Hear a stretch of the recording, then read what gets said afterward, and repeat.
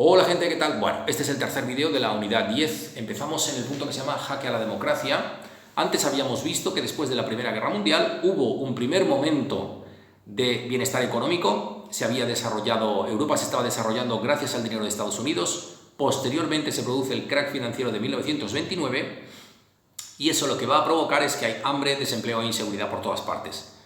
La gente reclama a sus gobiernos una búsqueda de soluciones. Las democracias no consiguen encontrar esas soluciones, por tanto la gente quiere gobiernos más fuertes. Ahí es donde aparece el totalitarismo en Europa, ¿sí? ¿Qué es un sistema totalitario? Es un sistema en el cual todo el poder político se va a centrar en la existencia de un único partido político, en el cual destaca una persona que viene a ser un líder carismático. En Italia va a ser Mussolini, en Alemania va a ser Hitler.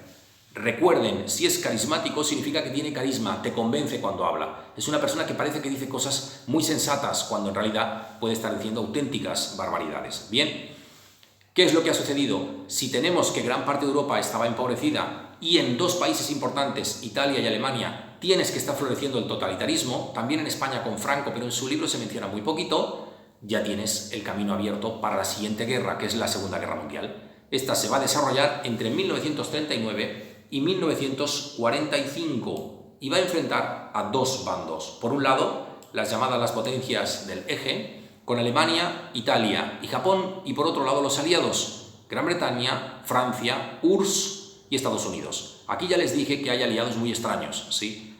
No pega que Gran Bretaña, Francia y Estados Unidos estén como países capitalistas en el mismo bando que está la URSS, que es un país comunista, pero la necesidad hace que estas cosas sucedan, ¿sí? De la misma manera que es extrañísimo que los alemanes estuviesen dispuestos a hacer un trato con los japoneses, puesto que los primeros consideraban que los segundos eran una raza inferior, ¿sí? Bien, ¿qué es lo que sucede con esta guerra? Se va a iniciar el 1 de septiembre de 1939, cuando Alemania va a invadir Polonia.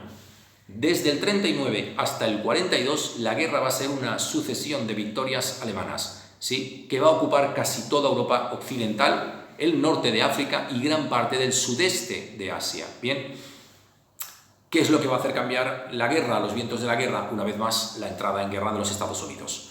Estados Unidos va a entrar en la guerra como respuesta al ataque japonés a Pearl Harbor del 7 de diciembre de 1941 y esto va a cambiar totalmente el rumbo de esta guerra, ¿sí? Se van a ir sucediendo una serie de victorias de los aliados. La batalla de Midway en junio del 42, la batalla del Alamein en noviembre del 42 y la batalla de Stalingrado en diciembre de 1942.